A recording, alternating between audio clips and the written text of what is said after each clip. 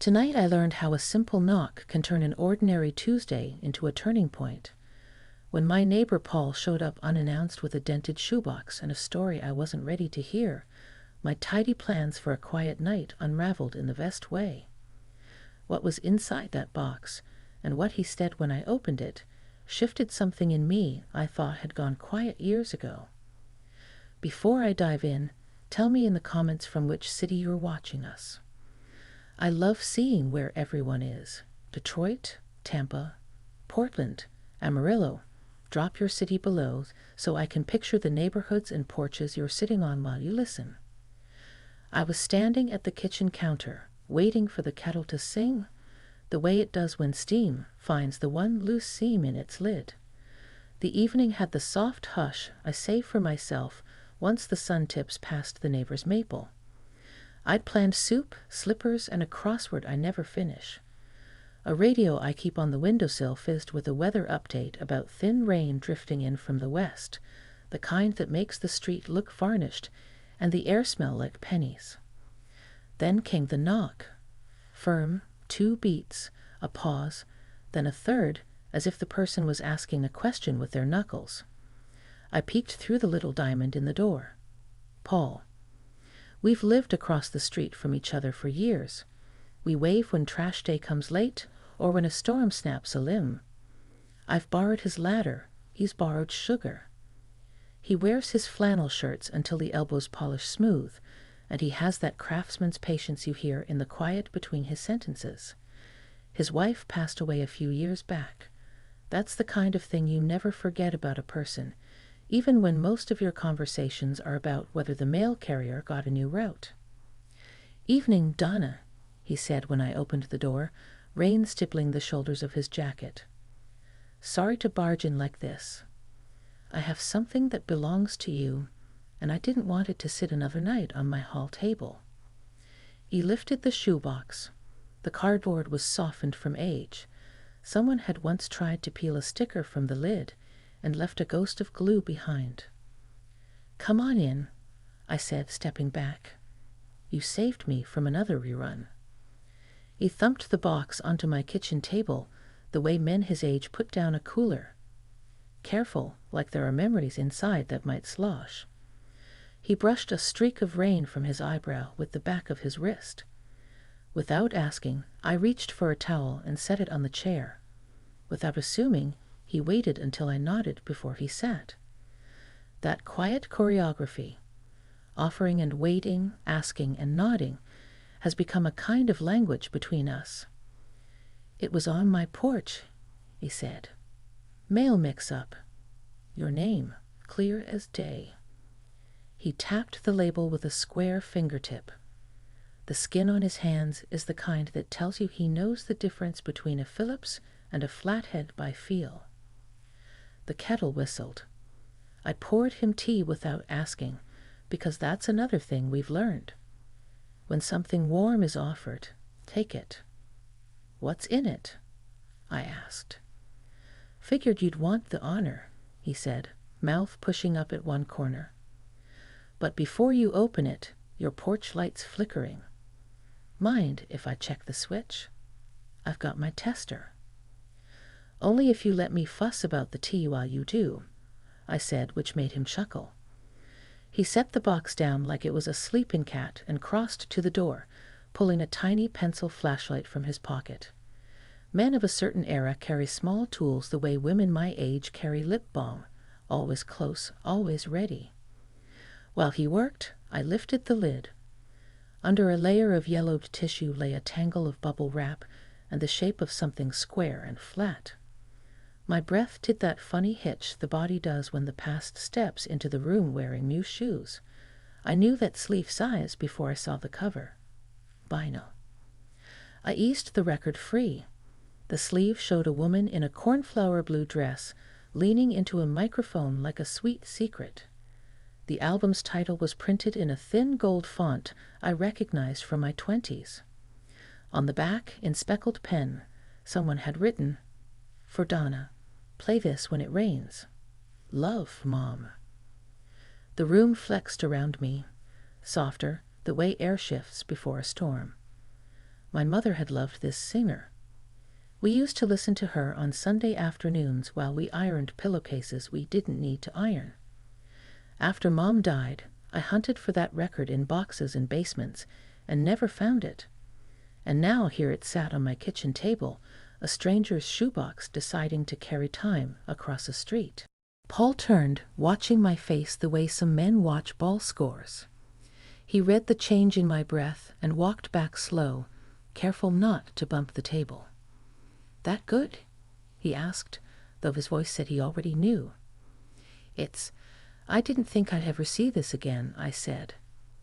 "It's like the past remembered my address." We both stood a moment without hurrying to fill the quiet.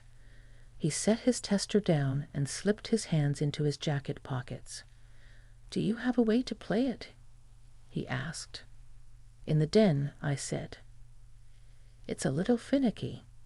Needle complains, but it still sings. "Could we?" He stopped himself. "Only if you want to. I can come back another time, or leave you to it." That's the thing I have come to like about Paul. He steps up without stepping over. "Let's," I said, and felt the word warm my throat. We padded down the hall. In the den, my turntable sits under a crocheted cover my aunt made, like a tea cozy for music. I lifted it, dust sent up a faint, chalky sunbeam, and Paul's flashlight cut a thin, kind line across the platter. He followed my lead, moving when I moved, still when I paused. We have both learned to move gently through rooms that hold memories. I set the record on the spindle. The rim clicked against the mat. I lifted the tone arm and felt the tiny tremble in my fingertips I get when I'm about to call someone I haven't spoken to in years. When the needle found the groove, the speakers gave a soft thud, as if the singer had cleared her throat on the other side.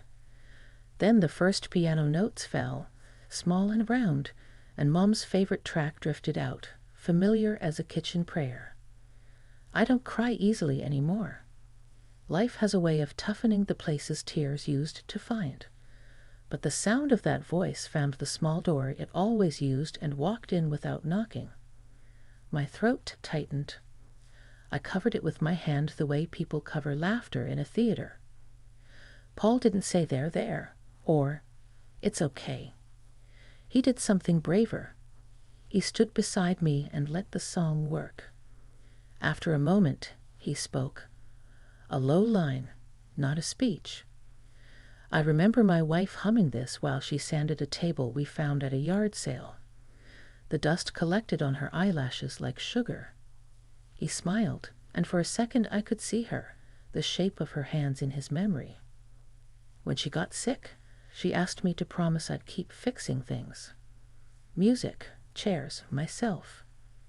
I'm stubborn, so I started with chairs. "That sounds like her," I said, though I'd never met her. He chuckled, and there was no embarrassment in it, just the quiet pride of a man who kept a promise. On the second track, the rain finally arrived, tapping the windows with the patience of someone who plans to stay. I poured more tea, and we sat on the edge of the old blue sofa that sags in the comfortable places. The song let us speak around it, like a campfire. "Do you ever feel like your life shrank while you were busy paying the bills?" I asked. I didn't mean to. The question slipped out the way change slides out of a coat pocket when you lift it. "All the time," he said. "I measure days by what I fix. But some days, the quiet feels heavier than the busted stuff." "Me too," I said. When the house creaks, I answer it out loud, just so the air doesn't have to hold its breath by itself. He looked at me with that careful attention that feels like warmth without heat, the safe kind. We listened. Another track. Another memory that didn't hurt like it used to. By the time Sida ended, the rain had settled into a steady lullaby, and the porch light had stopped its nervous blinking. Paul noticed. "Timer relay," he said, half to himself. Knew it would calm down once I coaxed the switch. He didn't tell me I owed him anything. He didn't try to make himself the hero. He just happened to be there when something needed steady hands. "Thank you," I said, "for the record and the light and the company." He lifted the sleeve's edge, reading the song titles like a map. "I don't want to overstep," he said, "but I didn't just come to drop this off." He looked at the shoebox, then at me. "I've been sorting the garage. It's full of the kinds of things you keep when there's nobody to say, 'You don't need 15 coffee cans of screws, Paul.' Found something else. Thought it might be yours, or at least belong where it could be appreciated." He reached into his jacket pocket and pulled out a Polaroid, its white frame browned at the corners. In it, a younger me stood with my mother at a street fair, both of us laughing crookedly at something out of frame. Behind us, a bandstand, the same singer's name in looping letters on a banner. I remembered the fair, the heat, the lemonade with too much ice, but not the picture being taken. "Where did you?" I began. "Estate sale 2 streets over," he said. "I help them sometimes when folks get overwhelmed. Your mom must have known someone on that block. I recognized you from your mailbox photo, the one of you and your sister holding the cat that hates everyone." I laughed. "He hates everyone with fairness," I said. He placed the photo on my palm like something fragile and alive. "I want to ask you something," he said, and his voice had the steadiness of a man who uses his words like nails, measured, placed where they'll hold. "But only if the timing is right for you." My heart did a practical thing and checked the room for exits. Not because I wanted one, but because habit is its own kind of muscle. He must have seen the calculation because he didn't rush into the ask. He looked at my hands instead, the way my thumb traced the edge of the photo, the way I tucked the record sleeve under my arm, as if it were a book I planned to lend to a dear friend and would gladly never see again if it meant they'd loved it more. "You can ask," I said, surprised by the calm in my voice. The rain and the music had smoothed out the usual static that buzzes in me when something might change. He nodded. "Not yet," he said. "I'd rather ask after we've flipped to side B, after we've both had time to let the song we just heard finish echoing where it needs to." That answer did something to me I didn't expect. It made me feel taller. Seen, but not cornered. A lot of men my age hurry because they're afraid time won't grant them another chance. Paul wasn't wrestling time. He was working with it like wood grain. We stood and walked back to the turntable. I set the record gently, the way you return a sleeping child to a crib. Before I lowered the needle, he spoke again, almost shy. "Truth is, Donna, I didn't know how to spend my evenings after the house got quiet. Today, holding this box on my hall table, I thought maybe the evening could be something other than a thing I have to survive." He swallowed. "I thought maybe it could be shared." I looked at him and saw not a rescuer or a project, but a person standing in his own weather. I felt that familiar ache. Loneliness recognizing itself in someone else, and instead of doubling, halving. "Let's see what side B has to say," I said. When the first notes rose, softer and lower, the porch light steadied like it had finally remembered its job. We didn't touch, not yet. Instead, we let our shoulders find a rhythm of their own as we stood a polite arm's length apart, 2 people old enough to know that respect is the first good dance step. The rain stitched a neat seam along the windowsill. The room felt held together by small, capable things. Halfway through the song, with the calm that comes only after a long season of waiting, Paul cleared his throat. He turned toward me, the question he'd been carrying finally ready to set down between us. And that's where I'll pause, because the next words he spoke, and what they opened in me, deserve their own careful telling. Paul cleared his throat, and in that pause between his inhale and his words, I felt the weight of the whole evening balancing.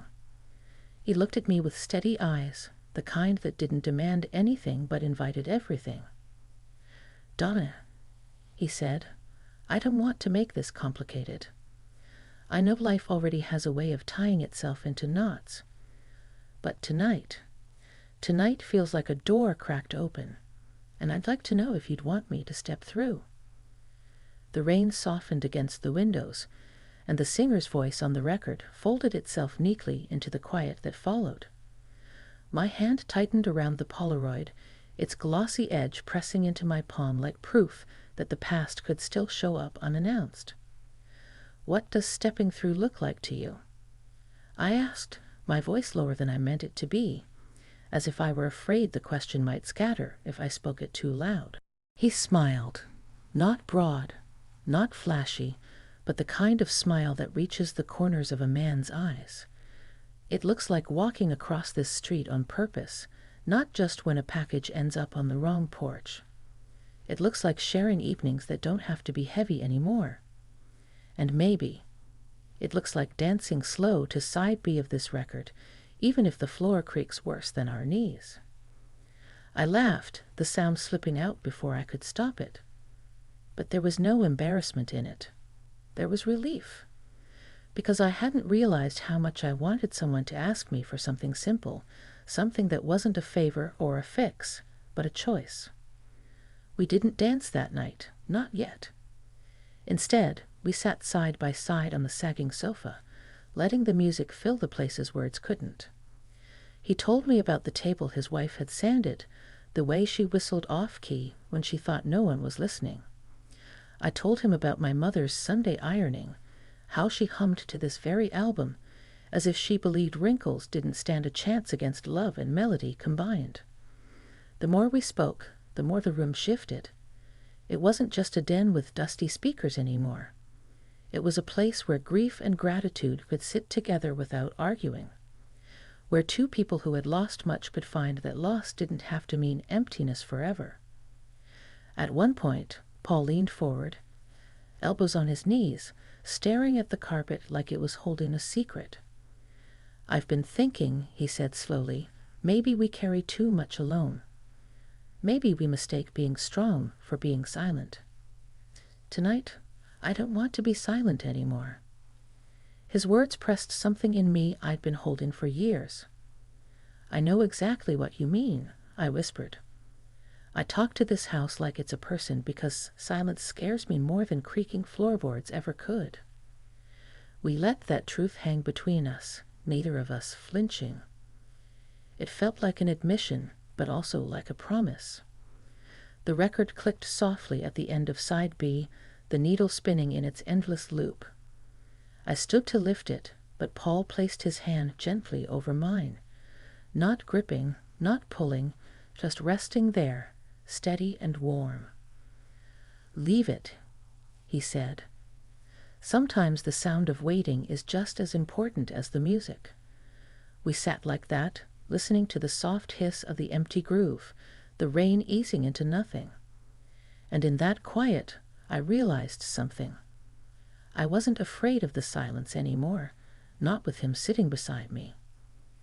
By the time he rose to leave, the clock had ticked well past midnight.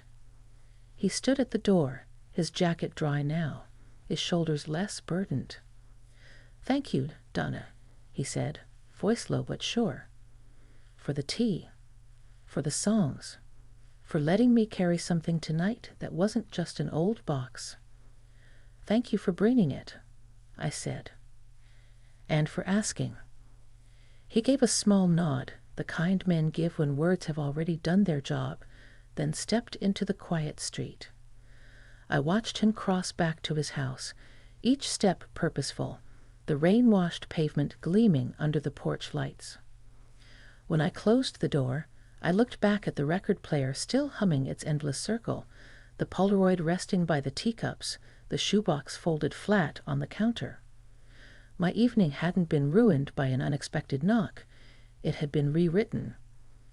And for the first time in a long while, I went to bed with the window cracked open, letting the air and the possibility drift in.